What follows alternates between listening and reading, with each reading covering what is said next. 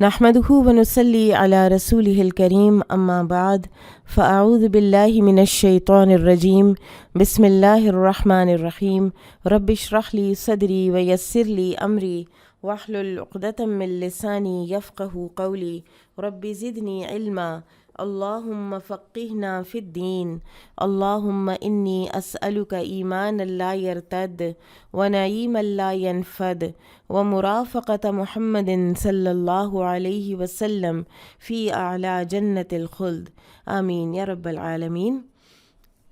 علوم القرآن جلد نمبر 1 صفحہ نمبر 207 ہم اسباب نزول کے حوالے سے پڑھ رہے تھے، اور آج ہم دیکھیں گے کہ صحابہ کرام اور تابعین اسباب نزول کے بارے میں کیا الفاظ، کون سی ٹرم بولا کرتے تھے اور اس ٹرم کا اصل حقیقی معنی کیا ہوتا تھا۔ عام طور پر کوئی طالب علم جو ہے وہ جب کسی تفسیر کی کتاب کا مطالعہ کرتا ہے، الجھن کا وہ شکار ہو جاتا ہے، اس کے دل میں ایک اشکال پیدا ہو جاتا ہے کہ ایک ایک آیت کے کئی نزول لکھے ہوتے ہیں، کئی اسباب نزول لکھے ہوتے ہیں، اور یہ جو ورائٹی آف اسباب نزول ہے سب سے زیادہ جو پرانی تفاسیر میں ملتی ہے یہ ابن جریر الطبری میں ملتی ہے، اور کیونکہ یہ ون آف دی اولڈسٹ ہے اور بعد میں لکھے جانے والی تفاسیر جو ہیں وہ اسی سے دیکھ کے لکھی گئی ہیں، تو ایک الجھن اور ایک ان کلیئرٹی سی رہتی ہے کہ کیا ایک ہی آیت کے یہ اتنے ڈھیر سارے اسباب نزول ہیں یا کوئی ایک صحیح ہے اور دوسرے صحیح نہیں ہیں۔ تو یہ اشکال جو ہے یہ اس وقت پیدا ہوتا ہے جب ہمیں صحابہ کرام کی یا تابعین کی جو ٹرمینالوجی ہے اس کے صحیح طرح سے معنی معلوم نہیں ہوتے۔ وہ فرمایا کرتے تھے کسی بھی واقعے کے بارے میں، کسی بھی بات کے بارے میں، نزلت فی قضا، کہ یہ جو آیت ہے یہ فلاں واقعے کے لیے نازل ہوئی۔ تو اب ہوتا یہ ہے کہ ہم یہ سمجھتے ہیں کہ شاید وہ جو ہمارے ذہن میں اسباب نزول کی ڈیفینیشن ہے اس کا یہ معنی ہے، لیکن دراصل وہ لوگ جو ہیں صحابہ اور تابعین وہ مختلف واقعات کے بارے میں یہ کہہ دیا کرتے تھے۔ امام ابن تیمیہ رحمہ اللہ فرماتے ہیں کہ ان کا یہ کہنا کہ یہ آیت اس بارے میں نازل ہوئی ہے تو اس سے کبھی سبب نزول مراد ہوتا ہے اور کبھی ان کی مراد یہ ہوتی ہے کہ یہ معاملہ اگرچہ نزول کا سبب تو نہیں مگر آیت کے مفہوم میں شامل ہے، جیسا کہ تم کہتے ہو کہ آیت سے اللہ کی مراد یہ ہے۔ یعنی آپ بھی جب تفسیر پڑھائیں تو کتنی چیزیں ہیں کہ جیسے آپ آج کرنٹ کوئی واقعہ یا کوئی مثال آپ دیتے ہیں تو آپ اس کو اس آیت کے ساتھ ریلیٹ کر کے بات کر رہے ہوتے ہیں۔ تو صحابہ کا بھی نزلت فی قضا کا ایک معنی یہ ہوتا تھا، ایک مراد ان کی یہ ہوا کرتی تھی، ورنہ ہم جو آج واقعہ سناتے ہیں آج کے دور کا تو اس کا یہ مطلب تو نہیں ہے کہ آیت جو ہے وہ اس واقعے کے لیے نازل ہوئی یا یہ واقعہ اس کا پس منظر ہے۔ اسی طرح علامہ بدر الدین زرکشی وہ فرماتے ہیں، یہ بھی علوم القرآن کے بڑے ماہر ہیں، اور ان کی بھی کتاب ہے البرہان فی علوم القرآن۔ وہ فرماتے ہیں کہ صحابہ اور تابعین کی یہ عادت معلوم و معروف ہے کہ ان میں سے جب کوئی کہتا تھا کہ یہ آیت اس بارے میں نازل ہوئی ہے تو ان کی مراد یہ ہوتی تھی کہ یہ آیت اس حکم پر مشتمل ہے، یہ نہیں کہ اس کے نزول کا سبب یہ ہے۔ ان کا اس طرح کہنا دراصل اس حکم کے اس بات کے لیے آیت پر استدلال کرتا ہے اور سبب نزول کا کوئی واقعہ بیان نہیں کر رہے ہوتے تھے۔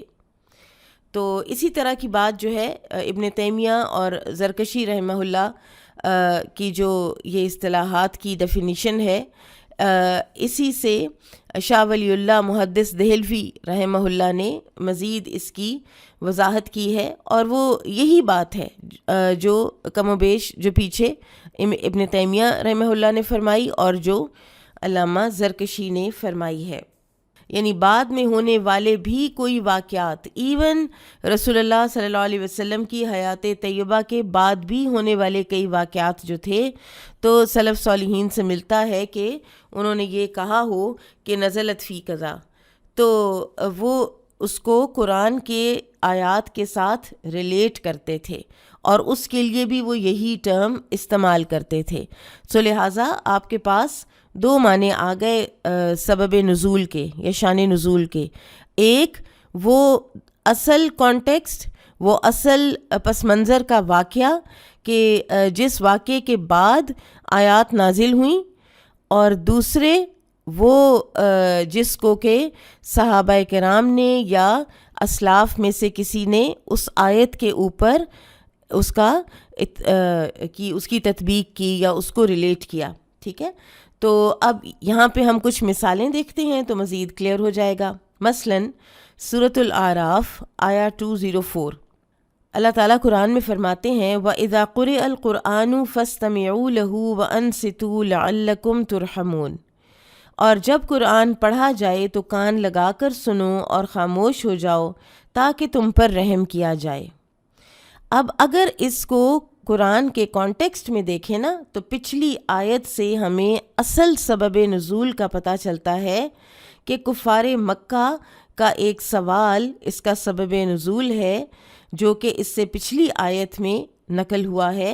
وَإِذَا لَمْ تَأْتِهِمْ بِآيَةٍ قَالُوا لَوْلَا اجْتَبَيْتَهَا قُلْ إِنَّمَا أَتَّبِعُ مَا يُوحَى إِلَيَّ مِن رَّبِّي هَٰذَا بَصَائِرُ مِن رَّبِّكُمْ وَهُدًى وَرَحْمَةٌ لِّقَوْمٍ يُؤْمِنُونَ. اور جب نہیں لاتے تم ان کے سامنے کوئی نشانی تو یہ کہتے ہیں کہ تم اسے کیوں نہ چھانٹ لاؤ.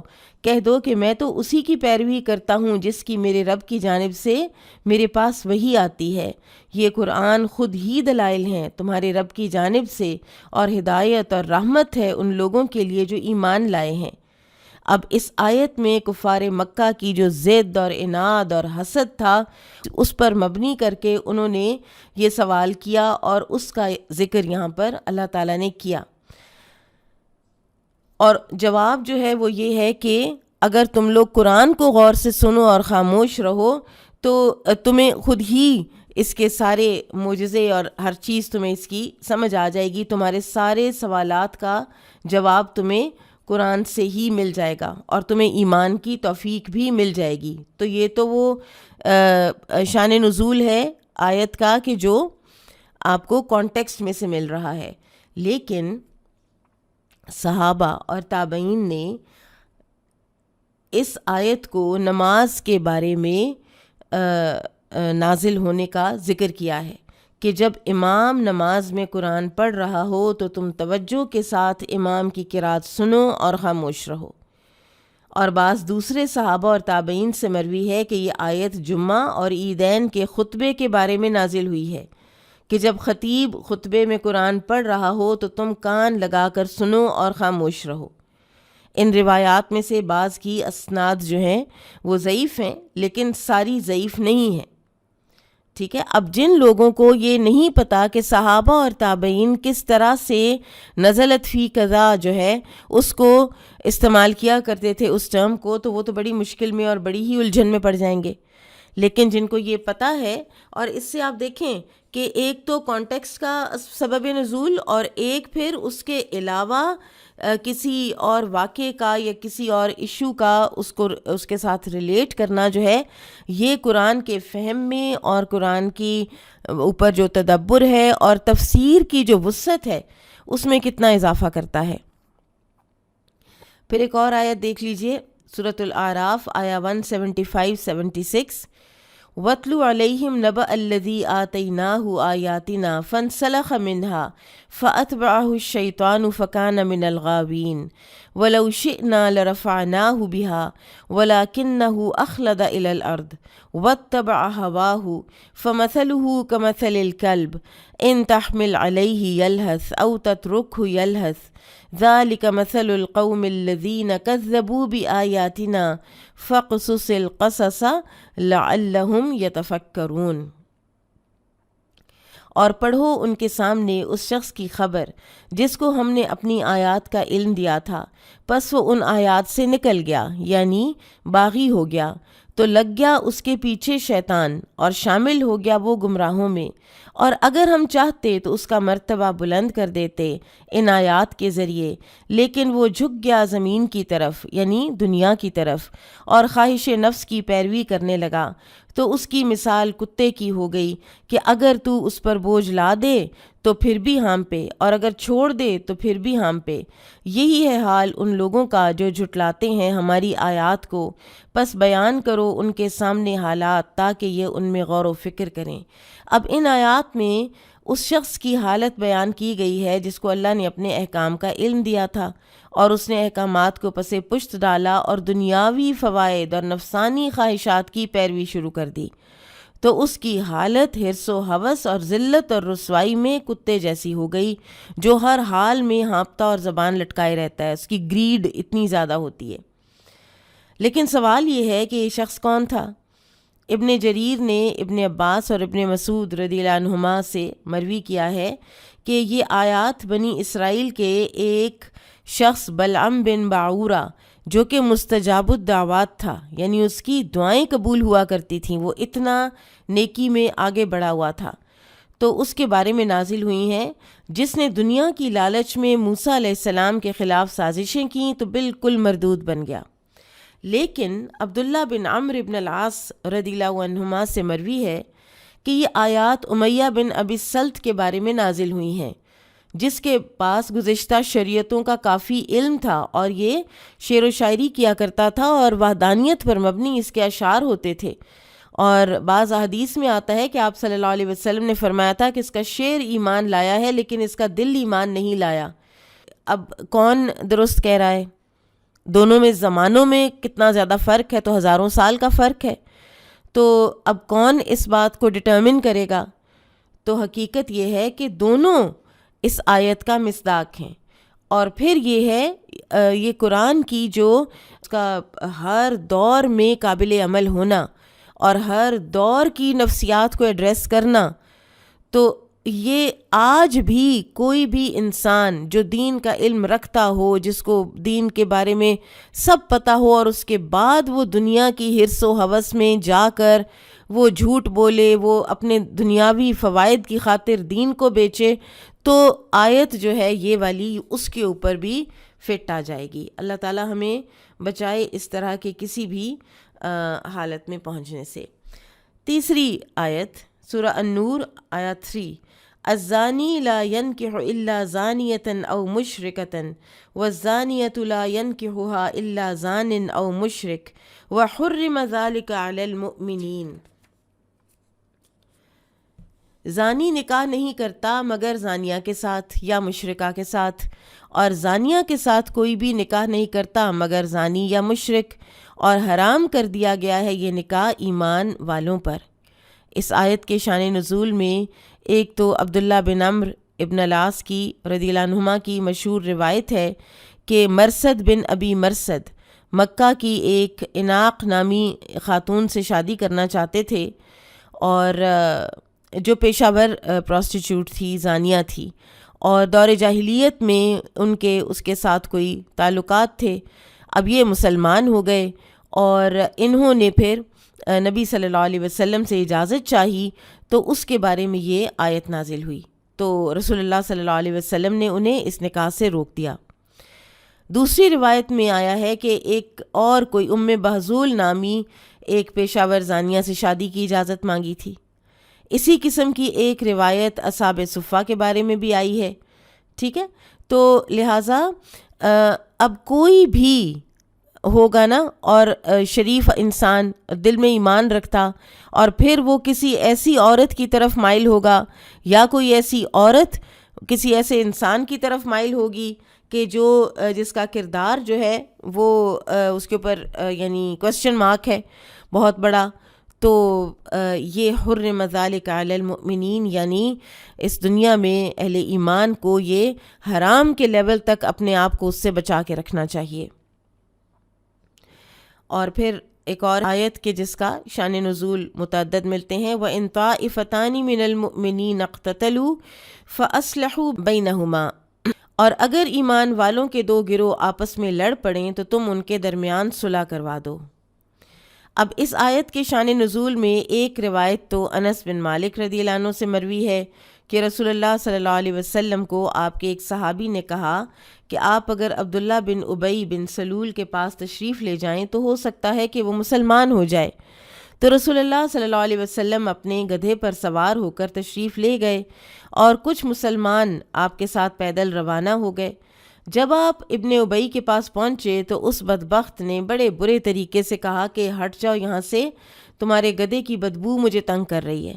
تو ایک انصاری صحابی عبداللہ بن رواحہ غالباً رضی اللہ عنہ وہ اٹھے اور انہوں نے کہا کہ رسول اللہ کی خوشبو تیری بدبو سے بہتر ہے۔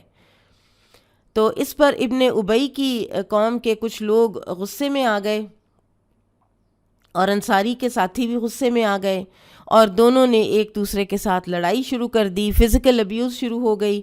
تو انس رضی اللہ عنہ فرماتے ہیں کہ ہم کو یہ بات پہنچی ہے کہ یہ آیت اس واقعے کے بارے میں نازل ہوئی تھی۔ اب یہ واقعہ جو ہے یہ غزوہ بدر سے پہلے کا ہے۔ عبداللہ بن ابی نے ابھی تک منافقانہ اسلام بھی قبول نہیں کیا تھا، لیکن اس کی قوم کے کچھ لوگوں نے مخلصانہ اسلام قبول کر لیا ہوا تھا۔ اچھا، ایک اور روایت میں آتا ہے کہ ایک مرتبہ اوس اور خزرج کے درمیان لاٹھیوں، جوتوں اور مکوں کی لڑائی شروع ہو گئی تھی تو یہ آیت نازل ہوئی۔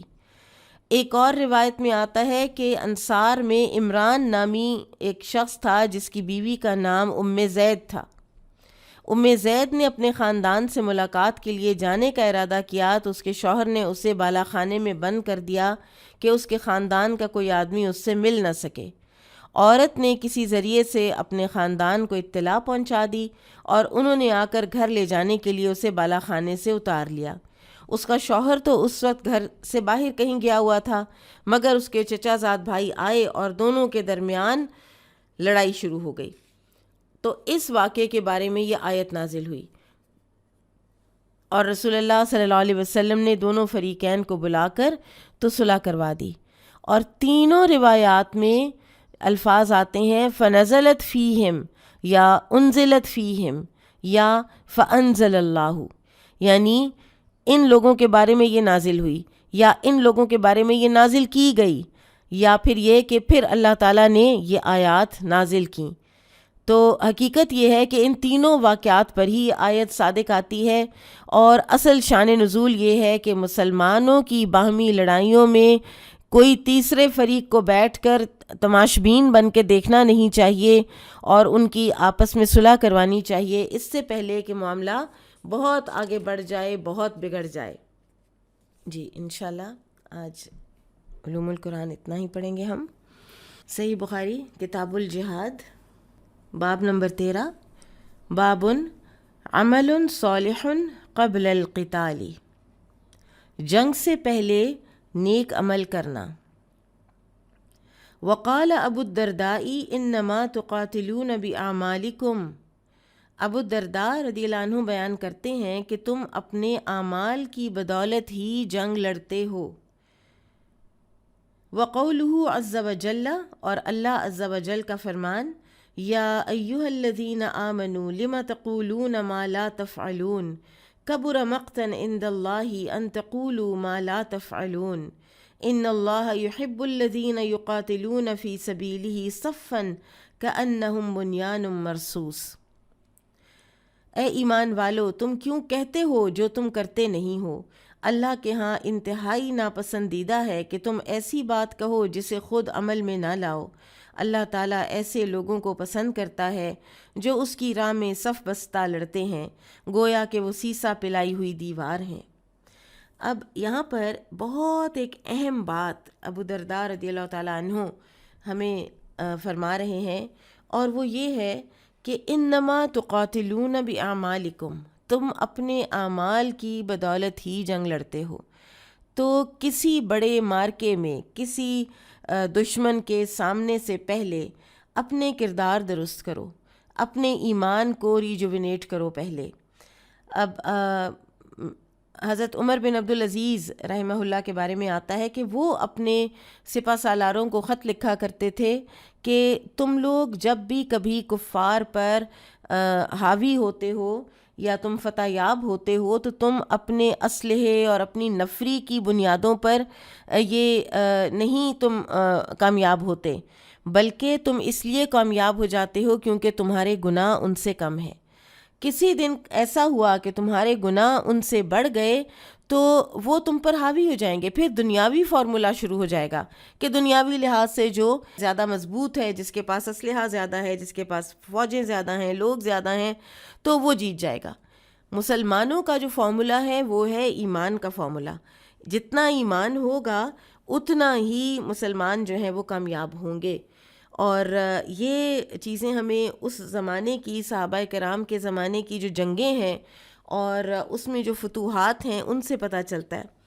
400 سال تک جنگ رہی ہے روم اور ایران کی آپس میں، ایک دوسرے کو زیر کرنے کے لیے یا ایک کا دوسرے کو فتح کر لینے کے لیے، اور دونوں کامیاب نہیں ہوتے تھے. کبھی ایک کا پلڑا بھاری، کبھی دوسرے کا پلڑا بھاری، اور اتنی خونریزی ہو رہی تھی ان جنگوں میں کہ اللہ کی پناہ.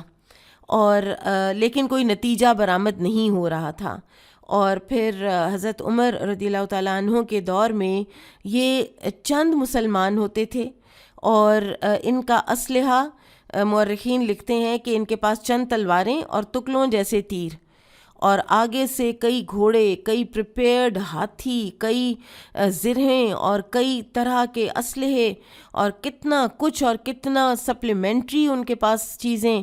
اور یہاں پر تو یہ ہوتا تھا کہ لوگ کم پڑ جاتے تھے اور پھر امیر المومنین کو لکھا جاتا تھا کہ ہمیں کمک بھیجیں، ہمیں پیچھے سے اور سپورٹ بھیجیں. اور کتنی دفعہ ایسا ہوا ہے کہ عمر رضی اللہ تعالیٰ عنہ نے ایک بندہ بھیجا ہے، ایک انسان، اور کہا کرتے تھے کہ یہ تو 1000 پہ بھاری ہے، اور وہی پانسا پلٹ دیتا تھا جا کر. اور کچھ ہی عرصے کے اندر ایران فتح ہو گیا. اور یہ حیران کن ہے. یہ اگر کوئی انگریز مورخ ہو یا وہ ہوں تو وہ پھر کچھ نہ کچھ آگے اپنی ایکسپلینیشنز دینے لگ جاتے ہیں کہ فلاں سپہ سالار جو ہے ایرانیوں کا وہ مر گیا، یا فلاں جگہ پہ یہ ہو گیا وہ ہو گیا. لیکن یہ سب چیزیں کی کس نے؟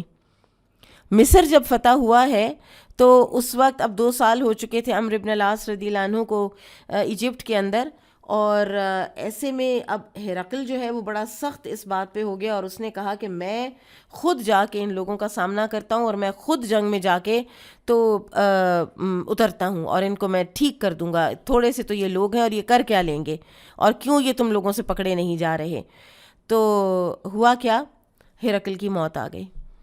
اب ہرقل کی موت کا آنا جو ہے وہ کوئی اتفاقیہ چیز تو نہیں ہے. اللہ تعالیٰ کی خاص مدد ہوتی تھی مسلمانوں کے ساتھ. اور بالکل عین وہ بات علامہ اقبال نے درست فرمائی ہے کہ فضائے بدر پیدا کر، فرشتے تیری نصرت کو اتر سکتے ہیں گردوں سے قطار اندر قطار اب بھی. تو اب دیکھیے کہ کچھ چیزیں ہیں کہ ضروری تو نہیں کہ ہم ہر وقت قتال فی سبیل اللہ کے اندر ہوں، اور کچھ چیزیں ہیں جو ہم نیکی کے کام بڑے والے پلان کر رہے ہوتے ہیں. مثلا رمضان کو ہم پلان کرتے ہیں.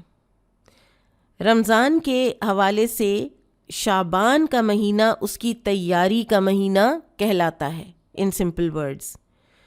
اور صحابہ تابعین ان کے بارے میں ملتا ہے کہ وہ فرمایا کرتے تھے کہ ہم تو کبھی سوچ بھی نہیں سکتے کہ ہم رمضان میں داخل ہوں اس حال میں کہ ہمارے دل میں کسی کے لیے کوئی کینہ ہو.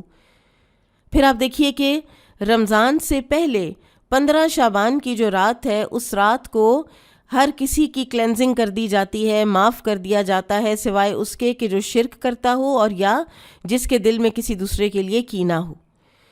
تو اللہ تعالیٰ بھی رمضان کے لیے اپنے بندوں کو ایک جو ہے وہ اسپریچول کلینزنگ کے ساتھ ان کو داخل کرتے ہیں رمضان کے مہینے میں. اسی طرح ہم جب بھی کوئی نیک کام کریں، ہم جب بھی کوئی اچھا کام کرنے لگیں تو ہمیں چاہیے کہ ہم اپنے آپ پہ دیکھیں. مثلا یہ کلاس شروع ہونے لگتی ہے، اس کلاس کے شروع ہونے سے پہلے میں کیا کر رہی ہوتی ہوں؟ کیا میں کوئی ٹی وی ڈرامہ دیکھ رہی ہوں؟ یہ ایک الگ بحث ہے کہ ٹی وی ڈرامہ دیکھنا چاہیے یا دیکھنا ہی نہیں چاہیے بالکل بھی، لیکن بات یہ ہے کہ نیکی کے کام سے پہلے میرا مائنڈ سیٹ کیا ہوتا ہے؟ کیا میں مائنڈ سیٹ بنا چکی ہوتی ہوں، یا میں بالکل ہی کچھ اور کے اور دنیاوی کام کرتی کرتی، کوئی ناول پڑھتی، کوئی کچھ بھی کرتی، میں آ کے تو بیٹھ کے تو کتاب کھول کے تو میں پڑھانا شروع کر دیتی ہوں۔ تو ہر چیز کا جو ڈیکورم ہے اس میں علم کا بھی ڈیکورم ہے، اور وہ یہ کہ آپ اپنے آپ کو اس کے لیے پہلے سے تیار کریں۔ اور اسی طرح آپ دیکھیں کہ ہمارے ہاں ایک یہ بھی کانسیپٹ ہے نا، اور بڑا بہترین کانسیپٹ ہے کہ کوئی بھی اچھا کام کرنے سے پہلے انسان صدقہ کرے یا 2 نفل پڑھ لیں، یعنی آپ کا کوئی اس طرح کی نیکی کرنا جو عبادت کی نوعیت کی ہو، وہ آپ کو آپ کے دوسرے کام میں معاون ہوگا۔ تو لہٰذا ہمیں چاہیے کہ ہم اپنے اعمال کو اپنے بڑے بڑے مارکوں سے پہلے درست کریں، اور ساتھ ساتھ اپنی ذات کے اوپر ہم نظر رکھیں۔ ہم سیرہ تو پڑھیں، ہم سیرہ کے اندر گم ہو جائیں، ہم سیرہ کی کوئی کتاب لکھنے کی بھی کوشش کر بیٹھیں، لیکن ہمارے اعمال اس کے مطابق نہ ہوں، اور ہم اس سے پہلے اور اس کے بعد ہم غیبت بھی کر لیں، اور ہم طرح طرح کی اخلاقی رذائل میں ہم مبتلا ہوں، تو پھر ہمارے جو کام ہے نا، ان کے اندر قبولیت اور ان کی برکت وہ اٹھ جائے گی۔ ہم سمجھتے ہیں کہ یہ بھی ہمارے اوپر ہے کہ ہماری کتاب جو ہے اس کو قبولیت ملے، تو ایسا نہیں ہے۔ وہ جو امام مالک رحمہ اللہ نے فرمایا تھا نا کہ ما کان للہ بقیہ، ان کو جب کسی نے آ کے کہا کہ آپ کی جیسی موطا کی کتاب کوئی اور بھی لکھ رہا ہے، تو انہوں نے کہا ما کان للہ بقیہ، جو اللہ کے لیے ہوگی وہ باقی رہ جائے گی، اور جو دیکھا دیکھی ہوگی اور جو دکھاوے کے لیے ہوگی یا ریاکاری کے لیے ہوگی اور اس کے اندر اللہ کی رضا کا کوئی ایلیمنٹ نہیں ہوگا، تو وہ خود بخود اپنی موت آپ مر جائے گی۔ اور باقی پھر موطا امام مالک رہی۔ باقی جو موطائیں ہیں ان کی کتابوں میں کہیں آپ کو لسٹوں میں ان کے نام مل جاتے ہیں کہ یہ فلاں نے بھی لکھی، فلاں نے بھی لکھی، لیکن ایکسیپٹنس جو ملی اللہ کی طرف سے وہ موطا امام مالک کو ملی۔ تو لہٰذا کسی بھی بڑے کام سے پہلے ایک اور نیک کام جو کرنا ہے وہ ہے اپنی نیت کو اللہ سبحانہ وتعالیٰ کی رضا کے لیے خالص کر لینا۔ قال حدثني محمد بن عبد الرحيم قال حدثنا شبابة بن السوار الفزاري قال حدثنا إسرائيل عن أبي إسحاق قال سمعت البراء رضي الله عنه يقول أتى النبي صلى الله عليه وسلم رجل، براء رضی اللہ تعالی عنہ فرماتے ہیں کہ رسول اللہ صلی اللہ علیہ وسلم کے پاس ایک آدمی آیا، مقنع بالحدید، وہ سر سے پاؤں تک جو ہے وہ کور ہوا تھا، لپٹا ہوا تھا لوہے میں، یعنی وہ زرہ پہنے ہوئے تھا، آرمر پہنے ہوئے تھا سارا۔ فقال یا رسول اللہ، تو اس نے کہا کہ اے اللہ کے رسول، اقاتل او اسلم، قتال کے اندر گھس جاؤں یا پہلے اسلام قبول کروں؟ قال اسلم ثم قاتل، تو آپ صلی اللہ علیہ وسلم نے فرمایا پہلے مسلمان ہو پھر قتال کرو۔ فاسلم ثم قاتل فقتل، تو وہ وہیں اسلام لایا، پھر اس نے قتال کیا اور پھر وہ قتل کر دیا گیا۔ فقال رسول اللہ صلی اللہ علیہ وسلم، تو رسول اللہ صلی اللہ علیہ وسلم نے فرمایا عمل قلیلا واجر کثیرا، کہ اس نے عمل کیا تھوڑا مگر اجر پایا زیادہ۔ ایک نماز بھی نہیں پڑھی ابھی، تو صرف شہادہ کہی اور میدان جنگ میں اترے اور وہاں پر جا کر شہید ہو گئے۔ تو اس سے یہ پتہ چلا کہ نیک عمل کی قبولیت کے پہلے مسلمان ہونا شرط ہے۔ تو کوئی بھی نیک عمل کرنے سے پہلے ایک جو بیسک نیک عمل ہے وہ یہ ہے کہ آپ شہادہ کہیں۔ اگر آپ مسلمان نہیں ہیں تو پہلے آپ مسلمان ہوں، ٹھیک ہے؟ ورنہ آپ صلی اللہ علیہ وسلم یہ بھی فرما سکتے تھے کہ شہادہ کا بھی ٹائم نہیں ہے، میں تم سے بعد میں پڑھوا لوں گا، تم جاؤ اب ایک دفعہ جا کے تو میدان جنگ میں لڑو۔ لیکن اس طرح تو وہ جان سے جاتا اور اس کا کچھ بھی فائدہ نہ ہوتا۔ تو فرسٹ تھنگز فرسٹ بھی ہمیں پتہ چلتا ہے کہ آپ کو اپنی کاموں کی ترتیب بھی درست رکھنی چاہیے. وہ جو ایک علامہ اقبال کا شعر ہے نا کہ ناداں گر گئے سجدے میں جب وقت قیام آیا، کہ سجدہ کتنی بڑی عبادت ہے اور کتنی خوبصورت عبادت ہے، اللہ تعالیٰ کو پسند ہے، کتنی درجات کی بلندی کا باعث ہے. لیکن وقت کا تھا قیام کرنے کا، وقت تھا کھڑے ہونے کا، لیکن وہ سجدے میں گر گئے تو وہ تو سجدہ ان کا نل اینڈ وائڈ ہو گیا، بے فائدہ ہو گیا. تو انسان کو جو کام کا وقت ہو، مثلاً اگر آپ کی ڈیوٹی ہے، آپ ڈاکٹر ہیں اور آپ کی ڈیوٹی ہے ایمرجنسی میں، اور آپ کی ڈیوٹی ہے کہ آپ پیشنٹس کو ویجیلنٹلی آپ دیکھیں، اور اس وقت آپ ویجیلنٹلی دیکھنے کے بجائے آپ اپنی سیٹ پہ بیٹھ کر قرآن پاک کی تلاوت کرنے لگ جائیں یا آپ 2-4 نفل پڑھنے لگ جائیں، تو وہ آپ کے نوافل اور آپ کی قرآن کی تلاوت اس وقت اس کا ٹائم نہیں ہے. اس وقت اس چیز کا ٹائم ہے جو آپ کی ڈیوٹی ہے، جو آپ کو اسائن کی گئی ہے، جس کا کہ آپ نے وعدہ کیا ہے، جس کی کہ آپ نے ذمہ داری اٹھائی ہے. ٹھیک ہے، تو اپنی جو ہائرارکی ہے اپنے اعمال کی، اور یہ کہ مجھے اس وقت کیا کرنا ہے، تو جیسے عبداللہ بن عباس رضی اللہ عنہ سے غالباً مروی ہے کہ وہ فرماتے تھے کہ مجھے اللہ کے نبی صلی اللہ علیہ وسلم کی اس مسجد میں 20 راتوں کے اعتکاف سے زیادہ پسند ہے کہ میں کسی مومن مسلمان کی کوئی مشکل دور کر دوں اور اس کے ساتھ اس کے کسی کام کے لیے چل پڑوں. تو یہ ایک پرسنل ورشپ، یہ ہم لوگوں کا بعض اوقات بیلنس ٹلٹ ہو جاتا ہے کہ ہم پرسنل ورشپ اور لوگوں کے درمیان جو ہے نا، لوگوں کی خدمت کے درمیان ہم نہیں کر پاتے، بیلنس نہیں اسٹرائک کر پاتے. تو یہ آپ کو بیلنس بھی رکھنا ہے کہ مجھے اس وقت کیا کام میرے لیے زیادہ اہم اور زیادہ ضروری ہے. یہ جو صحابی ہیں ان کے بارے میں کہا جاتا ہے کہ ان کا نام عمرو بن ثابت تھا، اور ابن اسحاق کہتے ہیں کہ یہ اینڈ تک اسلام سے انکار کرتے رہے. یہ انصاری تھے، ان کا قبیلہ سارا مسلمان ہو چکا تھا، اور پھر جب غزوہ احد کا دن آیا تو ان کو سمجھ آ گئی کہ یہی حق ہے جس پر نبی صلی اللہ علیہ وسلم ہیں اور میرے باقی ساتھی ہیں. تو انہوں نے تلوار لی اور آ کے تو نبی صلی اللہ علیہ وسلم کے پاس آئے، اور آپ صلی اللہ علیہ وسلم نے ان کو شہادہ کہلوائی، اور پھر یہ میدان جنگ میں گئے اور یہ شہید ہو گئے.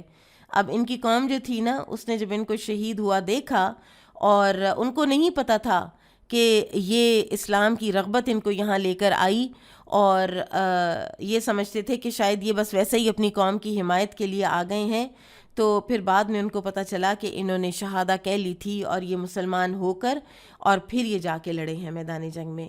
بابو من اتاہ سہم غرب فقتلہ، جس کو آ کے لگا تیر اچانک اور وہ اس سے قتل ہو گیا، تو کیا وہ شہید کہلائے گا یا نہیں؟ اللہ کے نزدیک وہ شہید ہوگا یا نہیں؟ قال حدثنا محمد بن عبد الله قال حدثنا حسين بن محمد ابو احمد قال حدثنا شيبان عن قتادة قال حدثنا انس بن مالك ان الربيع بنت البراء وهي حارثة بن سراقة اتت النبي صلى الله عليه وسلم فقالت يا نبي الله الا تحدثني عن حارثة.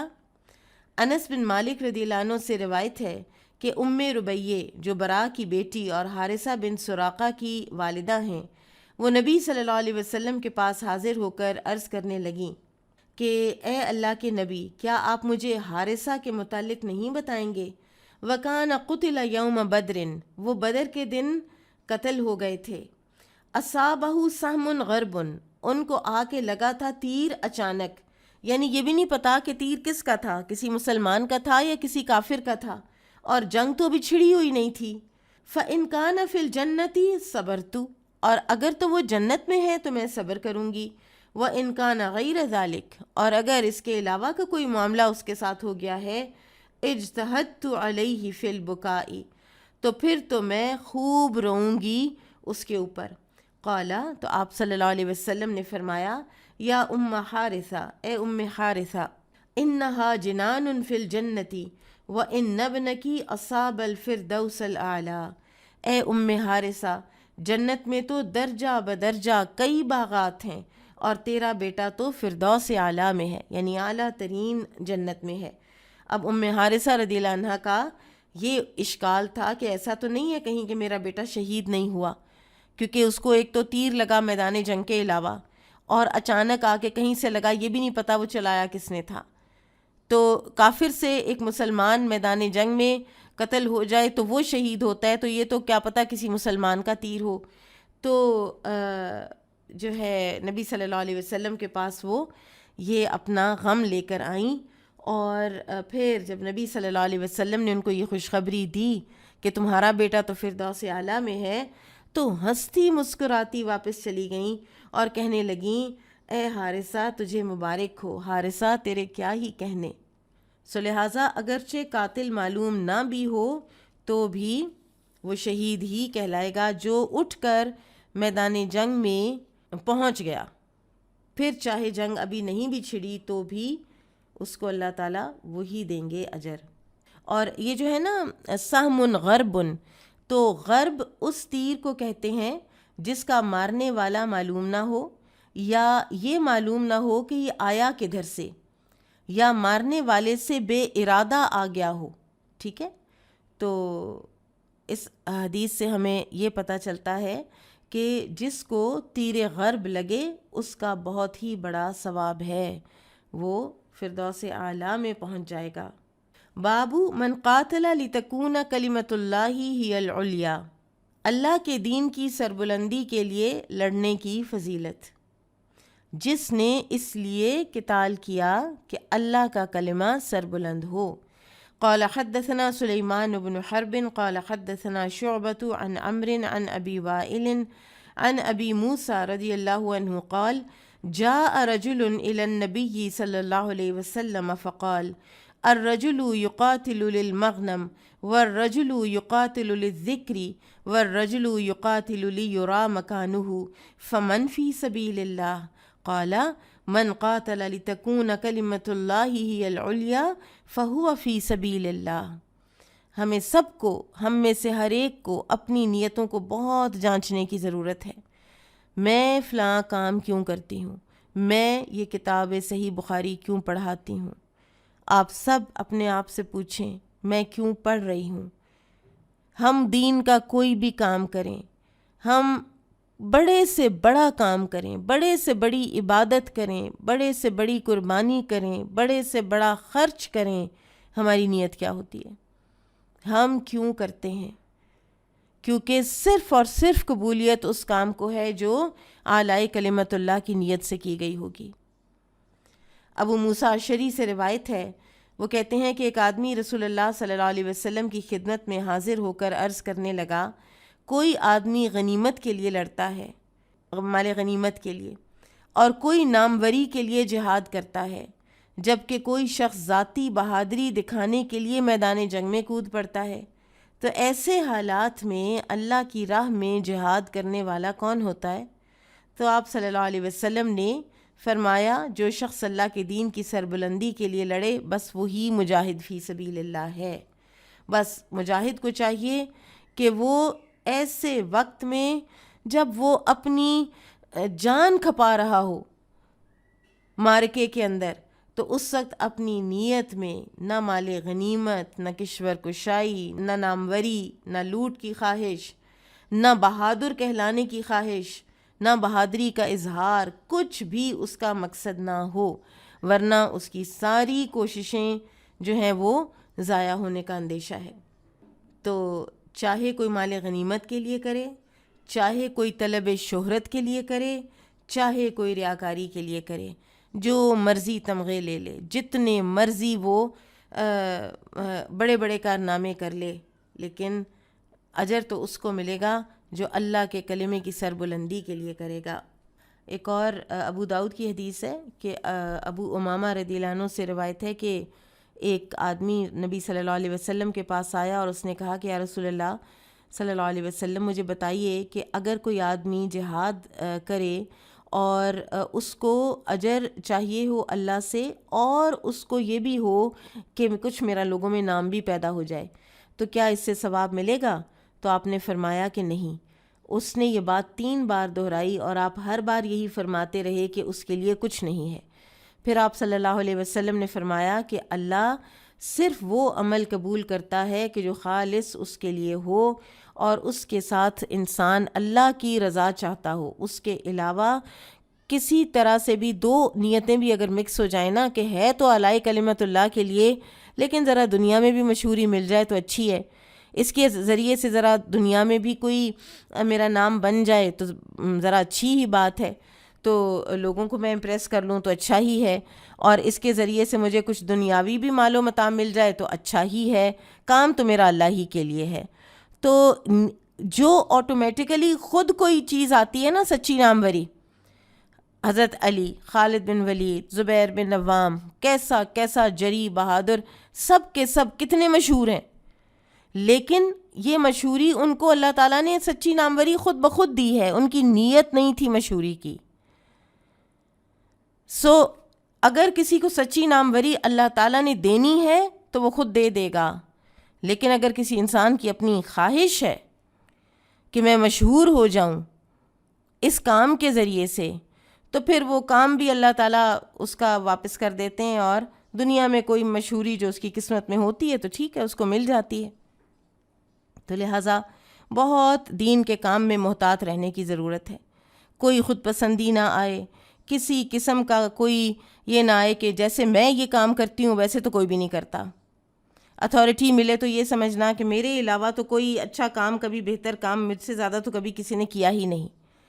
کتاب کوئی پڑھانے کو مل جائے تو یہ سمجھ لینا فوری طور پر کہ یہ سبجیکٹ میرے علاوہ تو کوئی پڑھا سکتا ہی نہیں ہے بہتر. آپ محنت کریں، آپ صرف اس لیے کریں کہ تاکہ اللہ کے دین کی بہتر سمجھ لوگوں کو آئے. باقی اپنی تعریف اور کوئی اپنے لیے اپریسیشن، اس ہر چیز کو بالکل ایک سائڈ پہ کر دیں. اپنے دل کے اتھاہ گہرائیوں کے اندر سے بھی اس کو نکالیں، اگر کہیں ہے تو اس کو نکالیں. وہ نہ نکلی تو بہت بڑا خسارہ ہے، بہت بڑا خسارہ ہے. یہ ساری محنت، یہ ساری ریاضت جو ہے یہ وہیں کی وہیں، یہیں کی یہیں رہ جائے گی، ختم ہو جائے گی، اور ہمارے ہاتھ کچھ نہیں آنے لگا.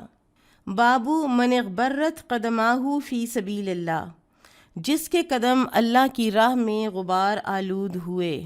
وقول اللہ تعالی، اور اللہ تعالیٰ کا فرمان، ما کان لأہل المدینۃ ومن حولہم من الاعراب ان یتخلفوا عن رسول اللہ الی قولہ ان اللہ لا یضیع اجر المحسنین.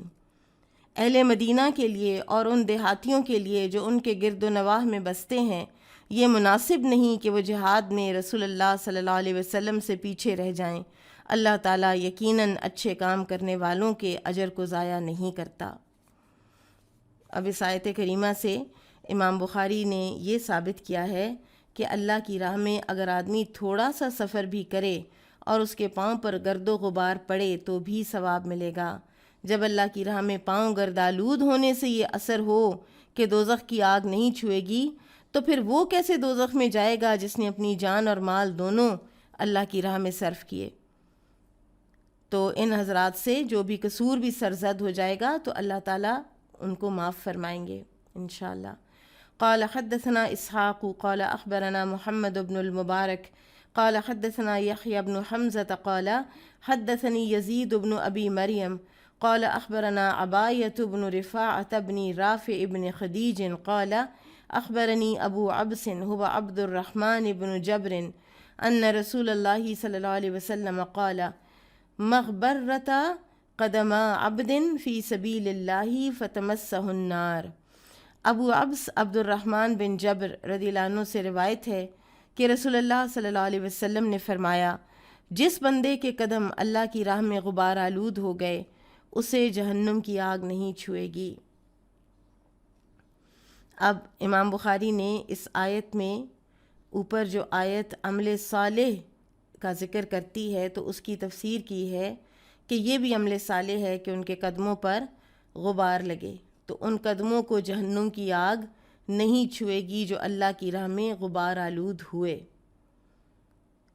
اور اسی طرح سے لوگوں کو ان کے قدموں کے نشانوں پر بھی ثواب ملتا ہے، چاہے لڑائی کریں چاہے نہ کریں.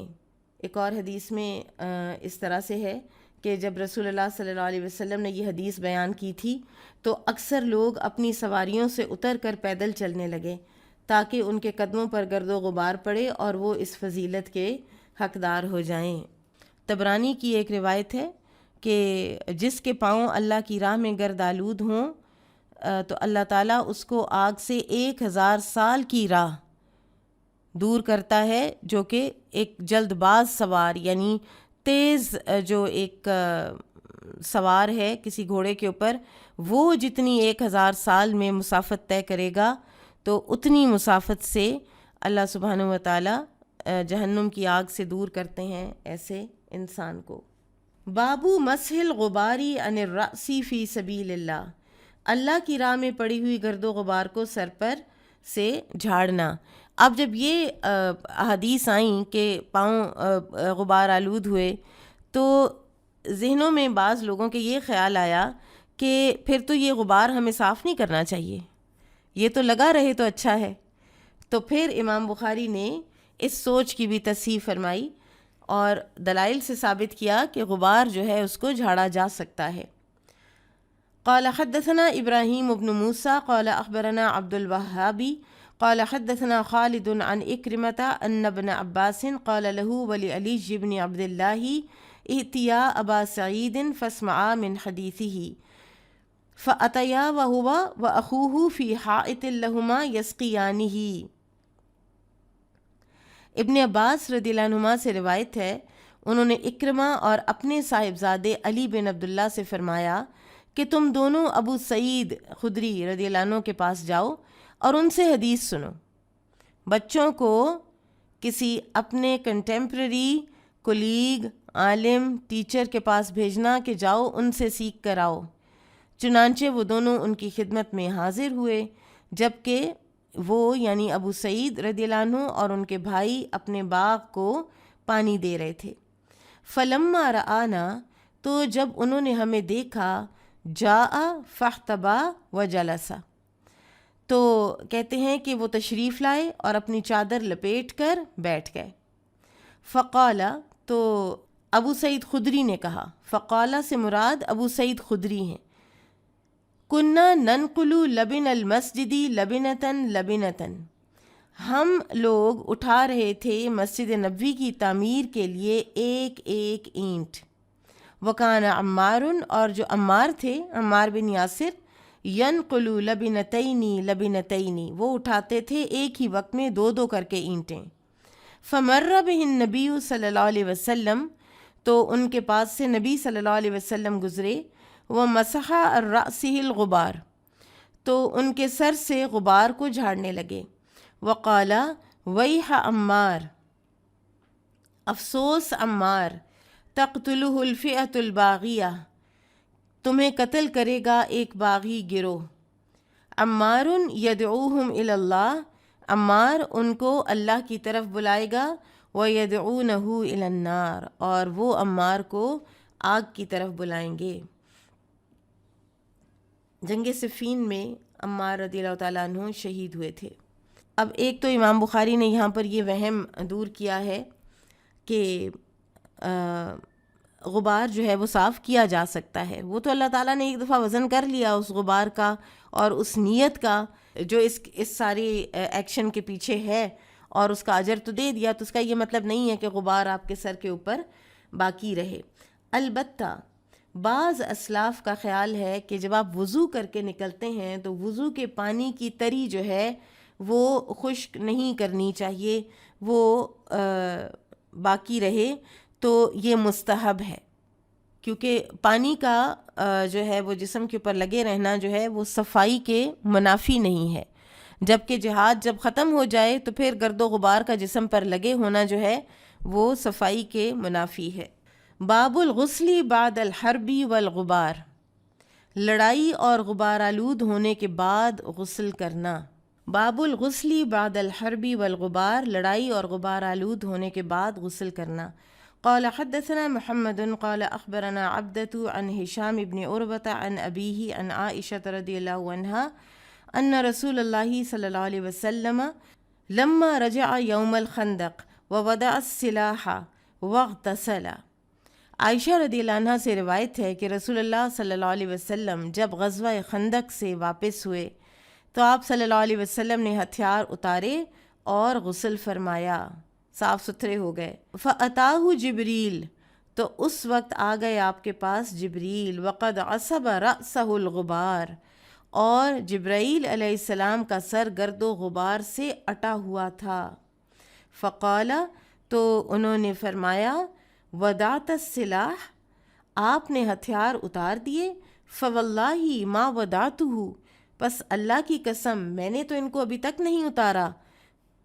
تو رسول اللہ صلی اللہ علیہ وسلم سمجھ گئے کہ اس کا مطلب ہے کہ ابھی گیم اوور نہیں ہوئی، ابھی جہاد اوور نہیں ہوا۔ فقال رسول اللہ صلی اللہ علیہ وسلم فأین، تو رسول اللہ صلی اللہ علیہ وسلم نے پوچھا کہ پھر کہاں جانا ہے، کہاں کا ارادہ ہے؟ قال ہا ہنا، تو جبرائیل علیہ السلام نے فرمایا ادھر۔ وَأَوْمَأَ إِلَى بنی قریظہ، اور اشارہ کیا بنی قریظہ کی طرف۔ قالت، عائشہ رضی اللہ عنہ فرماتی ہیں، فخرج الیہم رسول اللہ صلی اللہ علیہ وسلم، تو رسول اللہ صلی اللہ علیہ وسلم اسی وقت ان کی طرف روانہ ہو گئے، نکل پڑے۔ اور یہ آپ کو پتہ ہے، آپ نے سیرہ میں پڑھ رکھا ہے کہ عین وقت پر بنو قریظہ نے مسلمانوں کے ساتھ کی ہوئی ٹریٹی کو توڑا اور مسلمانوں کے بچوں کو اور کمزوروں کو اور مدینہ کو اس وقت غیر محفوظ کیا اور جا کے مل گئے ابو سفیان کے لشکر کے ساتھ، کفار کے ساتھ۔ باب فضل قول اللہ تعالی ولا تحسبن الذین قتلوا فی سبیل اللہ امواتا بل احیاء عند ربهم یرزقون فرحین بما آتاہم اللہ من فضلہ وَيَسْتَبْشِرُونَ بِالَّذِينَ لَمْ يَلْحَقُوا بِهِمْ مِنْ خَلْفِهِمْ أَلَّا خَوْفٌ عَلَيْهِمْ وَلَا هُمْ يَحْزَنُونَ يَسْتَبْشِرُونَ بِنِعْمَةٍ مِّنَ اللَّهِ وَفَضْلٍ وَأَنَّ اللَّهَ لَا يُضِيعُ أَجْرَ الْمُؤْمِنِينَ۔ جو لوگ اللہ کی راہ میں شہید ہو چکے ہیں انہیں ہرگز مردہ خیال مت کرو، وہ تو زندہ ہیں جو اپنے پروردگار کے ہاں رزق پا رہے ہیں۔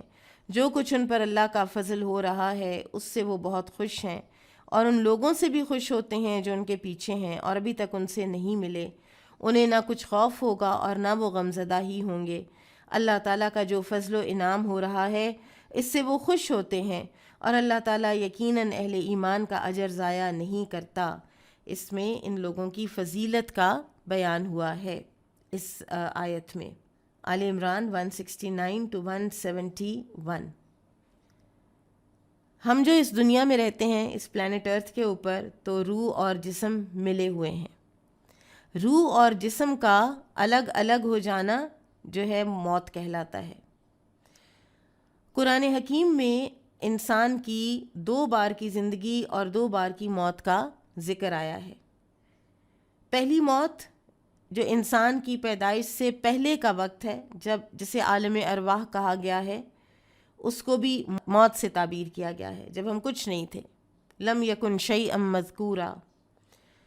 دوسرا ہے زندگی، پیدائش سے موت تک کا وقت، جسے عالم دنیا کہتے ہیں۔ تیسرا ہے موت، مرنے کے بعد دوبارہ زندہ ہونے تک کا وقت، جسے عالم برزخ کہا جاتا ہے۔ اور چوتھا ہے وہ لا متناہی، ختم نہ ہونے والا پیریڈ جو میدان حشر سے لے کر بس چلتا رہے گا، اسے عالم عقبا کہتے ہیں۔ اب جو شہید ہے وہ ان مراحل میں سے ایک شارٹ کٹ جو ہے اس کو مل جاتا ہے، اور وہ شارٹ کٹ کیا ہے کہ جب وہ اس دنیا سے شہادت پاتا ہے تو عالم برزخ میں نہیں جاتا، عالم برزخ کو سکپ کر کے، بائی پاس کر کے وہ فوراً جنت میں پہنچ جاتا ہے۔ اللہ تعالیٰ فرماتے ہیں کہ اسے مردہ نہ کہو، وہ زندہ ہے، لیکن تم ان کی زندگیوں کا شعور نہیں رکھتے۔ سورۃ البقرہ میں یہ اس طرح سے آتا ہے، اور یہاں پر ہے کہ وہ زندہ ہیں اور رزق پا رہے ہیں۔ تو علماء نے یہ کہا ہے کہ اسے مردہ نہ کہنے کی یہی وجہ ہے کہ اس سے برزخ کا دور ختم کر دیا جاتا ہے، جسے موت سے تعبیر کیا جاتا ہے۔ قال حدثنا اسماعیل بن عبد اللہ قال حدثنی مالک عن اسحاق بن عبد اللہ بن ابی طلحة عن انس بن مالک رضی اللہ عنہ قال دعا رسول اللہ صلی اللہ علیہ وسلم علی الذین قتلوا اصحاب بئر معونۃ 30 غداة علی رعل وذکوان وعصیۃ عصت اللہ ورسولہ۔ انس بن مالک رضی اللہ عنہ سے روایت ہے کہ انہوں نے کہا کہ رسول اللہ صلی اللہ علیہ وسلم نے ان لوگوں پر 1 مہینہ بددعا کی جنہوں نے بئر معونہ کے پاس 70 قاریوں کو قتل کیا تھا۔ آپ نے رعل، ذکوان اور عصیہ پر بددعا کی کیونکہ انہوں نے اللہ اور اس کے رسول کی نافرمانی کی تھی۔ قال انس رضی اللہ تعالیٰ عنہ کہتے ہیں انزل فی الذین قتلوا ببئر معونۃ قرآن قرأناہ ثم نسخ بعد۔ وہ کہتے ہیں کہ جو لوگ بئر معونہ کے پاس شہید کیے گئے تھے، قتل کیے گئے تھے، ان کے متعلق قرآن نازل ہوا تھا جو ہم پڑھا کرتے تھے، پھر وہ حصہ منسوخ ہو گیا۔ ناسخ و منسوخ بھی انشاءاللہ علوم القرآن میں ہم پڑھیں گے۔ اور وہ کہتے ہیں کہ وہ منسوخ حصہ جو تھا نا وہ یہ تھا بلغوا قومنا ان قد لقینا ربنا فرضی عنا وردینا عنہ، کہ ہماری قوم کو یہ بات پہنچا دو کہ ہم نے اپنے رب سے ملاقات کی ہے، وہ ہم سے خوش ہے اور ہم اس سے راضی ہیں۔ بئر معونہ بنو عامر اور بنو سلیم کی پتھریلی زمین کے درمیان نجد کی طرف واقع تھا، اور 70 صحابہ کرام کو دھوکے سے ایز ٹیچر لے کر جا کے اور وہاں پر انہیں شہید کیا گیا۔ اور حدیث میں یہ جو مذکور آیات ہیں اس کے بارے میں آتا ہے کہ عرصہ دراز تک پڑھی جاتی رہیں، پھر انہیں منسوخ کر دیا گیا اور آل عمران کی یہ آیات نازل ہوئیں۔ قال حدثنا علی بن عبد اللہ قال حدثنا سفیان عن عمرو سمع جابر بن عبد اللہ رضی اللہ عنہما یقول استبح ناس الخمر یوم احد۔ جابر رضی اللہ عنہ سے روایت ہے، وہ کہتے ہیں کہ کچھ لوگوں نے جنگ احد میں صبح کے وقت شراب پی تھی۔ ثم قتلوا شہداء، اور پھر وہ شہید ہو گئے، یعنی اسی دن وہ شہید ہو گئے by the and of the day. تو فقیل لسفیان من آخری ذالک اليوم، کہ سفیان راوی جو ہیں ان سے پوچھا گیا کیا اسی دن کے آخر میں شہادت ہو گئی جس دن صبح شراب پی تھی؟ قال لیس ھذا فیہ، تو انہوں نے جواب دیا کہ یہ الفاظ تو اس حدیث میں مروی نہیں ہیں۔ اس سے ہمیں راویان حدیث کی احتیاط کا بھی پتہ چلتا ہے۔ بہرحال دوسری روایات سے ہمیں پتہ چلتا ہے کہ کچھ صحابہ کے پیٹوں میں شراب تھی اور وہ شہید ہوئے، اور اس وقت تک شراب ابھی حرام نہیں ہوئی تھی اور اس کا پینا جائز تھا۔ تو اس لیے ان شہداء کی شراب نوشی کے باوجود اللہ کے ہاں ان کی تعریف کی گئی، اور ان کے سارے لواحقین کا بھی جو غم تھا اس کا بھی ازالہ ہوا، اور ان شہداء کو بھی اللہ تعالیٰ نے اعلیٰ مقامات پر سرفراز کیا۔ بابو ذل الملائکۃ علی الشہید، شہید پر فرشتوں کا سایہ کرنا۔ قال حدثنا صدقۃ بن الفضل قال اخبرنا ابن عیینہ قال سمعت محمد بن المنکدر انہ سمع جابر یقول جیء بأبی الی النبی صلی اللہ علیہ وسلم وقد مثل بہ۔ جابر بن عبداللہ رضی اللہ عنہما سے روایت ہے، وہ کہتے ہیں کہ میرے والد گرامی کو نبی صلی اللہ علیہ وسلم کی خدمت میں اس حالت میں لایا گیا کہ ان کا مسئلہ کیا گیا تھا، اور جابر ایک ینگ لڑکے تھے، اور ان کے والد جو ہیں وہ 7 یا 9 بیٹیاں چھوڑ کے گئے تھے اور قرض بھی چھوڑ کے گئے تھے۔ تو یہ کہتے ہیں وَوُضِعَ بَيْنَ يَدَيْهِ، تو ان کو رکھ دیا گیا نبی صلی اللہ علیہ وسلم کے سامنے۔ فَذَهَبْتُ أَكْشِفُ عَنْ وَجْهِهِ، تو میں نے ان کے چہرے سے کپڑا اٹھانا چاہا، یعنی میں دیکھنا چاہتا تھا۔ فَنَهَانِي قَوْمِي، تو میری قوم کے لوگوں نے مجھے منع کر دیا کہ تمہیں دکھ ہوگا، تکلیف ہوگی، مت دیکھو۔ فَسَمِعَ صَوْتَ نَائِحَةٍ فَقِيلَ ابْنَةُ عَمْرٍ أَوْ أُخْتُ عَمْرٍ، تو پھر ایک چلانے والی عورت کی آواز سنی اور کہا گیا کہ یہ عمر کی بیٹی یا اس کی بہن ہے۔ فقال لم تبکی، تو آپ صلی اللہ علیہ وسلم نے اس سے فرمایا کہ تم کیوں روتی ہو؟ او لا تبکی، یا فرمایا کہ تم اس پر مت رو۔ ما زالت الملائکۃ تظلہ باجنحتها، اس پر تو فرشتوں نے برابر اپنے پروں سے سایہ کر رکھا ہے۔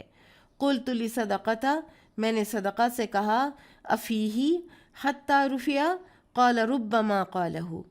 تو امام بخاری کہتے ہیں کہ میں نے اپنے شیخ صدقہ جو راوی ہیں ان سے دریافت کیا کہ اس حدیث میں یہ الفاظ بھی ہیں کہ حتیٰ کہ اس کو اٹھا لیا گیا. تو سفیان نے فرمایا کہ کبھی کبھی جابر ان الفاظ کو بھی بیان کیا کرتے تھے. تو ایک اور روایت میں آتا ہے کہ شہید کی میت اٹھانے تک فرشتوں نے اس پر سایہ کیے رکھا. اور چلانے والی عورت جو ہیں جو رو رہی تھیں، ایک اور روایت سے پتہ چلتا ہے کہ یہ جابر رضی اللہ عنہ کی پھپھی فاطمہ تھیں. اور ایک اور بات بھی پتہ چلتی ہے کہ صدقہ کتنا خوبصورت نام ہے اگر کوئی رکھنا چاہے. یہاں پر تو کسی مرد کا نام ہے، خاتون کا بھی رکھا جا سکتا ہے. بابو تمن المجاہدی ان یرجع الی الدنیا، مجاہد کا دنیا کی طرف لوٹنے کی خواہش کرنا. قال حدثنا محمد بن بشار قال حدثنا غندر قال حدثنا شعبة قال سمعت قتادة قال سمعت انس بن مالك رضي الله عنه عن النبي صلى الله عليه وسلم قال ما احد يدخل الجنة يحب ان يرجع الى الدنيا وله ما على الارض من شيء الا الشهيد. کوئی شخص ایسا نہیں جو جنت میں داخل ہونے کے بعد واپس دنیا میں لوٹنے کی خواہش کرے اگرچہ اسے دنیا کی ہر چیز دینے کی پیشکش کر دی جائے مگر شہید. یتمنا ان یرجع الی الدنیا، وہ یہ تمنا کرے گا کہ وہ دنیا کی طرف لوٹے. فیقتل 10 مرات، اور اس کو 10 مرتبہ قتل کیا جائے. لما یرا من الکرامہ، جب وہ دیکھے گا کہ اللہ کے پاس اس کو کتنا اکرام، کتنے اعزازات دیے گئے ہیں، تو وہ پھر وہ کام کر کے آئے کہ مجھے اور ملے، مجھے اور ملے. شہید کے علاوہ کوئی اور دنیا میں جا کر دوبارہ کام کرنے کی تمنا نہیں کرے گا. جو ایک دفعہ جنت میں چلا گیا وہ شکر کرے گا کہ اس دنیا سے نجات حاصل ہو گئی بخیر و عافیت. ایک اور روایت میں آتا ہے کہ رسول اللہ صلی اللہ علیہ وسلم نے جابر رضی اللہ عنہ سے فرمایا کہ کیا تجھے معلوم ہوا کہ اللہ تعالیٰ نے تیرے والد سے کیا کہا؟ تو پھر آپ نے کہا کہ اللہ نے فرمایا اے عبداللہ، ان کے والد کا نام عبداللہ تھا، عبداللہ بن عمر، یہ بھی عبداللہ بن عمر ہیں لیکن یہ وہ دوسرے عبداللہ بن عمر ہیں، انصاری ہیں، یہ جابر بن عبداللہ کے والد ہیں. یہ وہ عبداللہ بن عمر نہیں ہیں جو مشہور راوی حدیث ہیں، ٹھیک ہے، وہ مہاجر صحابی ہیں، عمرو بن العاص کے بیٹے ہیں. کہ اے عبداللہ تم کسی خواہش کا اظہار کرو تاکہ اسے پورا کیا جائے. تو عبداللہ رضی اللہ عنہ نے عرض کی یا اللہ مجھے زندہ کر دے تاکہ تیرے راستے میں دوبارہ شہید ہو جاؤں. تو اللہ تعالیٰ نے فرمایا کہ یہ تو پہلے سے طے شدہ فیصلہ ہے کہ جو انسان دنیا سے آ چکا ہے اسے کسی صورت بھی واپس نہیں بھیجا جائے گا. مذکورہ حدیث سے شہادت کی عظمت کا پتہ چلتا ہے. دراصل بھلے کاموں میں صرف ایک جہاد ہی ہے جس میں اپنی جان کا نذرانہ پیش کیا جاتا ہے، ورنہ باقی سارے جو نیک کام ہیں ان میں کسی کی جان کو تو کوئی خطرہ نہیں ہوتا. اسی لیے شہادت کی عظمت بھی بہت زیادہ رکھی گئی ہے. بابو الجنت تحت بارقۃ السیوف، جنت چمکتی ہوئی تلواروں کے نیچے ہے. وقال المغیرۃ بن شعبۃ اخبرنا نبینا صلی اللہ علیہ وسلم عن رسالۃ ربنا. مغیرہ بن شعبہ بیان کرتے ہیں کہ ہمیں ہمارے نبی صلی اللہ علیہ وسلم نے ہمارے رب کا یہ پیغام دیا ہے، من قتل منا صار الی الجنہ، جو کوئی ہم میں سے شہید ہوگا وہ سیدھا جنت میں جائے گا. وقال عمر للنبی صلی اللہ علیہ وسلم، تو عمر رضی اللہ عنہ نے نبی صلی اللہ علیہ وسلم سے پوچھا تھا الیس قتلانا فی الجنت وقتلاہم فی النار؟ قال بلا، کیا ہمارے مقتول جنت میں اور ان کافروں کے مقتول جہنم میں نہیں جائیں گے؟ تو رسول اللہ صلی اللہ علیہ وسلم نے فرمایا تھا کہ کیوں نہیں. تو لہٰذا اللہ کی راہ میں قتل ہونے والے جنت میں جائیں گے، اور جب کبھی بھی اسلام کو ضرورت ہو اور اسٹیٹ اناؤنس کرے جہاد تو مسلمانوں کو جہاد سے گریز نہیں کرنا چاہیے. قال حدثنا عبد الله بن محمد قال حدثنا معاوية بن عمرو قال حدثنا أبو إسحاق عن موسى بن عقبة عن سالم أبي النضر مولى عمر بن عبيد الله وكان كاتبه قال كتب إليه عبد الله بن أبي أوفى رضي الله عنهما أن رسول الله صلى الله عليه وسلم قال وَاعْلَمُوا أَنَّ الْجَنَّةَ تَحْتَ ظِلَالِ السُّيُوفِ۔ عبداللہ بن ابی اوفا رضی اللہ عنہما سے روایت ہے، انہوں نے عمر بن عبید اللہ کے مولا اور کاتب ابو نضر سالم کو لکھا کہ رسول اللہ صلی اللہ علیہ وسلم نے فرمایا، جان لو جنت تلواروں کے سائے تلے ہے۔ تابعہ الاویسی عن ابن ابی الزناد عن موسیٰ بن عقبہ، اویسی نے ابن ابی الزناد سے اور انہوں نے موسیٰ بن عقبہ سے روایت کرنے میں معاویہ بن عمرو کی موافقت کی ہے۔ تلواروں کے سائے ہوتے ہیں، یعنی ظاہر ہے ان کی چمک ہوتی ہے تو پھر سایہ ہوتا ہے، تو اس سائے کے تلے یعنی اتنا تلوار کے قریبی جو انسان رہے جہاد کے دوران، تو اس کے وہاں پر اس کی جنت ہے۔ یہ ایسے ہے جیسے ماں کے قدموں تلے جنت ہے، اسی طرح تلواروں کے سائے تلے جنت ہے۔ ایک اور حدیث میں آتا ہے کہ نبی صلی اللہ علیہ وسلم نے فرمایا تھا کہ دشمن سے مڑ بھیڑ کی تمنا نہ رکھو اور اللہ سے عافیت طلب کرتے رہو، لیکن جب دشمن کے ساتھ آمنا سامنا ہو جائے تو پھر جان لو کہ وَاعْلَمُوا أَنَّ الْجَنَّةَ تَحْتَ ظِلَالِ السُّيُوفِ، کہ اس وقت پھر جنت تلواروں کے سائے تلے ہے۔ اس وقت جنت میدان جنگ سے بھاگنے میں نہیں ہے، کوئی بزدلی دکھانے میں نہیں ہے۔ بابو من طلب الولد للجہاد، جس نے جہاد کے لیے اللہ تعالیٰ سے اولاد طلب کی۔ وقال اللیث قال حدثني جعفر بن ربیعة عن عبد الرحمن بن ہرمز قال سمعت ابا ہریرة رضی اللہ عنہ عن رسول اللہ صلی اللہ علیہ وسلم قال قال سلیمان بن داود علیہم السلام۔ نبی صلی اللہ علیہ وسلم بیان کرتے ہیں کہ سلیمان بن داود علیہم السلام نے کہا، لَأَطُوفَنَّ اللَّيْلَةَ عَلَى 100 امْرَأَةٍ أَوْ 99، میں آج رات 100 یا 99 بیویوں کے پاس جاؤں گا، كُلُّهُنَّ يَأْتِي بِفَارِسٍ، اور ہر ایک بیوی ایک شہ سوار جنم دے گی، یجاہد فی سبیل اللہ، جو اللہ کے راستے میں جہاد کرے گا۔ فقال له صاحبہ، تو ان کے ساتھی نے ان سے کہا، قل انشاء اللہ، آپ کہیے انشاء اللہ۔ فلم یقل، تو انہوں نے نہ کہا انشاء اللہ نہ کہا۔ فلم تحمل منہن الا امرأۃ واحدۃ، تو نہ حاملہ ہوئی ان کی کوئی بیوی مگر ایک، جاءت بشق رجل، اور اس نے بھی ایک ناقص بچہ، ادھورا بچہ پیدا کیا۔ والذی نفس محمد بیدہ لو قال انشاء اللہ، اور قسم ہے اس ذات کی جس کے ہاتھ میں محمد صلی اللہ علیہ وسلم کی جان ہے، اگر اس نے انشاءاللہ کہا ہوتا، لجاہدوا فی سبیل اللہ فرسانا اجمعون، تو وہ سب بچے شہ سوار پیدا ہوتے اور وہ اللہ کے راستے میں جہاد کرتے۔ تو امام بخاری کا یہاں پر یہ حدیث لانے کا مقصد یہ ہے کہ جو کوئی انسان اپنی بیوی کے پاس جانے کے وقت نیت کرے گا کہ اگر اللہ نے اسے بیٹا دیا تو اسے وہ جہاد فی سبیل اللہ میں وقف کرے گا، تو اس کو اس کی نیت کا اجر ملے گا، چاہے بیٹا پیدا ہو چاہے نہ ہو۔ پھر اس سے یہ بھی پتہ چلتا ہے کہ اللہ کی راہ میں جہاد کے لیے بیٹا طلب کرنا ایک مستحسن عمل ہے، یہ ایک اچھا کام ہے۔ دیکھیے زکریہ علیہ السلام نے بیٹا مانگا تھا جو کہ میرا اور آل یعقوب کا وارث بنے، نبوت کا وارث بنے۔ ان کو یہ تھا کہ جو قوم ہے وہ تو اس قابل نہیں ہے کہ وہ اب دین کو سنبھال سکیں، تو یہاں پر تو کسی کی ضرورت ہے۔ تو زکریہ علیہ السلام نے اللہ تعالیٰ سے دین کی خدمت کے لیے بیٹا طلب کیا، تو اللہ تعالیٰ نے ان کو یحییٰ علیہ السلام عطا فرمائے۔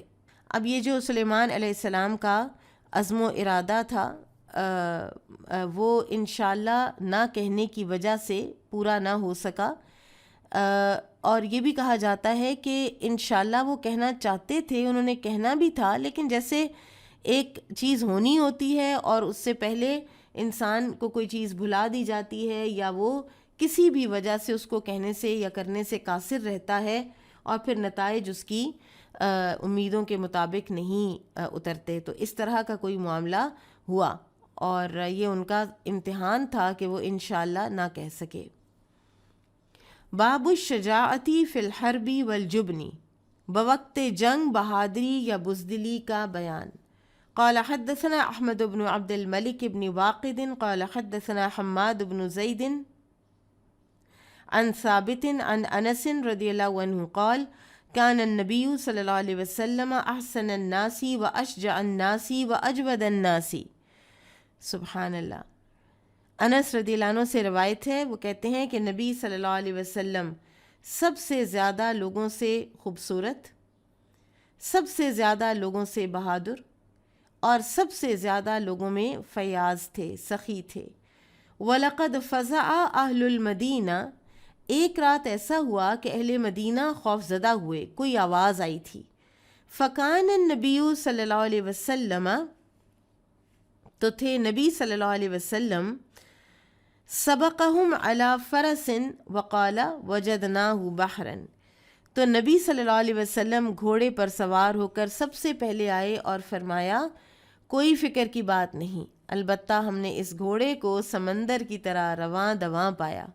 سب سے پہلے تن تنہا آپ صلی اللہ علیہ وسلم، اور یہ گھوڑا بتایا جاتا ہے کہ ابو طلحہ انصاری رضی اللہ تعالیٰ عنہ کا تھا، اور اس کو لیا آپ نے اور آپ اس کو لے کر گئے اور دیکھ کے آئے، اور آ کے ابھی لوگ نکلنے کی کوئی تیاری کر رہے تھے تو آپ واپس تشریف لائے اور آپ نے فرمایا مت فکر کرو، مت فکر کرو، البتہ یہ گھوڑا بڑا کمال کا ہے.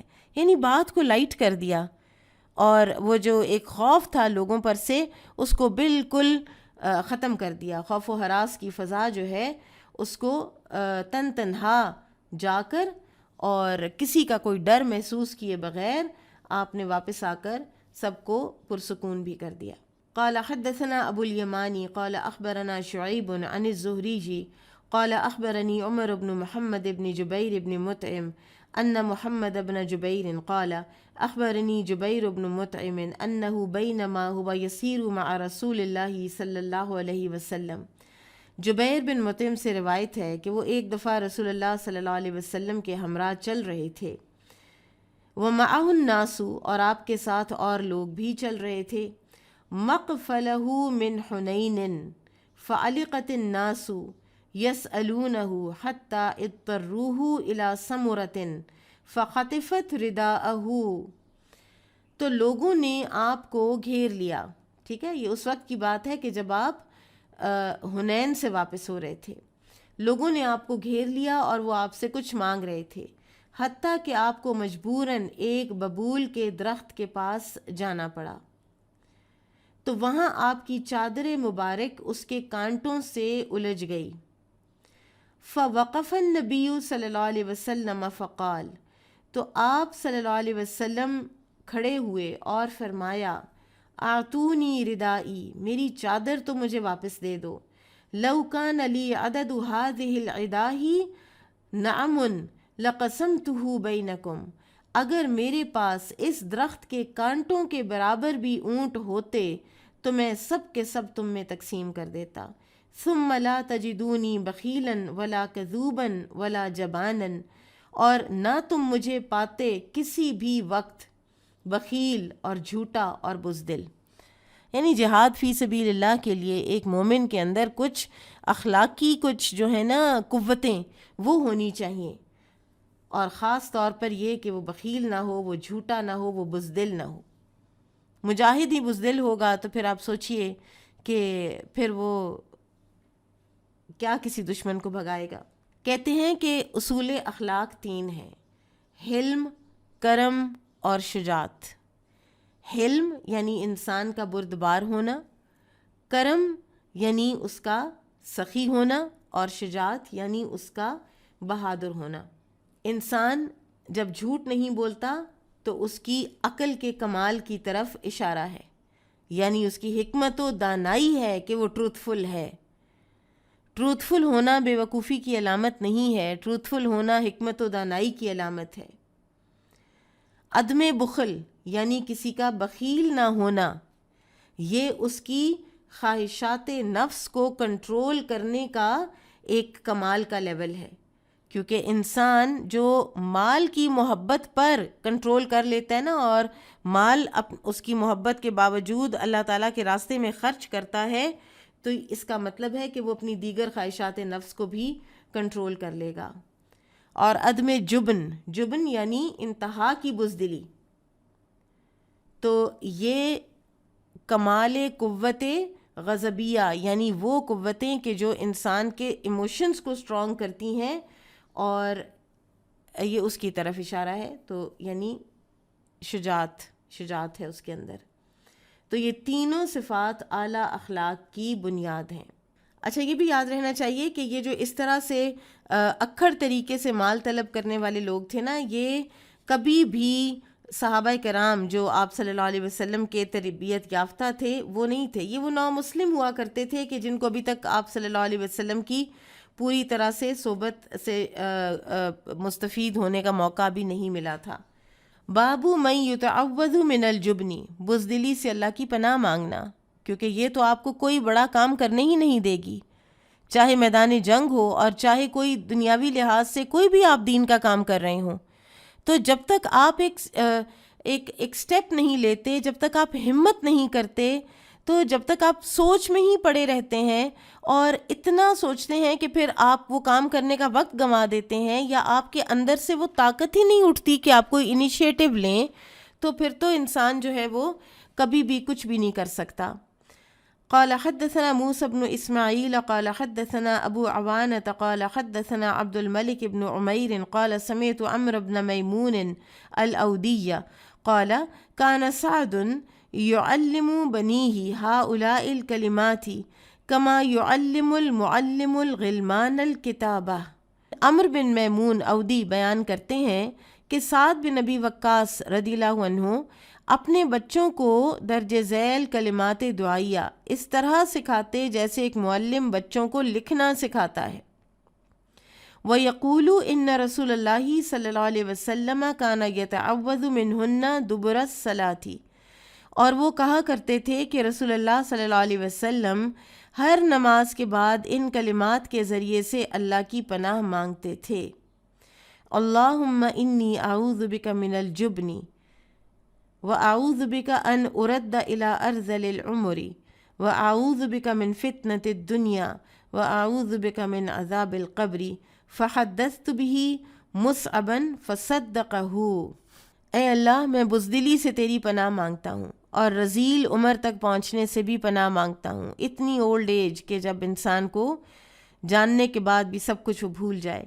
میں تیرے ذریعے سے دنیا کے فتنوں سے بھی پناہ چاہتا ہوں اور تیرے ذریعے سے عذاب قبر سے بھی پناہ مانگتا ہوں.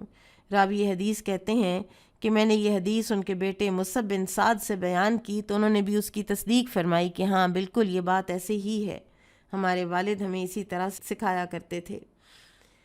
بزدلی جو ہے نا، یہ آخرت کے عذاب کا سبب بنتی ہے، کیونکہ اسی کی وجہ سے انسان جہاد سے راہ فرار اختیار کرتا ہے، اسی کی وجہ سے انسان کوئی بھی دین کی خاطر انیشیٹو لیتے وقت ڈرنے لگ جاتا ہے. تو ایسا انسان پھر اللہ تعالیٰ کے غضب کا حقدار ہوتا ہے، اور بعض اوقات بزدل انسان دین اسلام سے بھی پھر جاتا ہے. ایک اور روایت میں آتا ہے کہ اپنے خاندان کے جن افراد کو سعد رضی اللہ عنہ نے یہ دعا سکھائی تھی، ان میں 14 مرد تھے اور 70 عورتیں تھیں. اگلی حدیث میں کچھ فرق الفاظ ہیں دعا کے. قال حدثنا مسدد قال حدثنا معتمر قال سمعت ابی قال سمعت انس بن مالک رضی اللہ عنہ كان النبي صلی اللہ علیہ وسلم يقول اللهم انی اعوذ بک من العجز والکسل والجبن والحرم واعوذ بک من فتنة المحیا والممات واعوذ بک من عذاب القبر.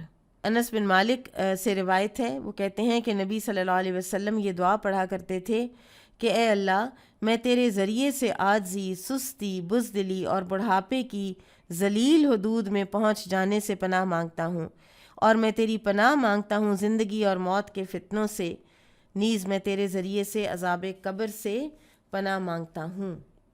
عجز اور کسل، یہاں پر یہ جو دو چیزیں ہیں نا، کسل ہے کسی چیز کا ترک کر دینا جب کہ آپ کے اندر اس کام کے کرنے کی قدرت ہو، لتھارجی ہو جائے، کر سکتا ہوں لیکن میرے سے نہیں ہوتا، بھی میں نے نہیں کرنا. اور عجز ہے قادر ہی نہ ہونا، کر ہی نہ سکنا، اتنی صلاحیت کیپیبلٹی کا ہی نہ ہونا، یہ عجز ہے. اللہ سبحانہ وتعالی ہمیں اس طرح کی صلاحیتیں عطا فرمائے کہ ہم مرتے دم تک اللہ سبحانہ وتعالیٰ کے دین کا کام کرتے رہیں، اور اللہ تعالیٰ ہمیں ایسی شجاعت اور بہادری عطا فرمائے کہ جو اس کے دین کے لیے استعمال ہو انشاءاللہ۔ آج اتنا ہی پڑھیں گے۔ بارک اللہ فیکم، سبحانک اللہم و بحمدک، اشہد ان لا الہ الا انت، استغفرک و اتوب الیک۔ السلام علیکم ورحمۃ اللہ وبرکاتہ۔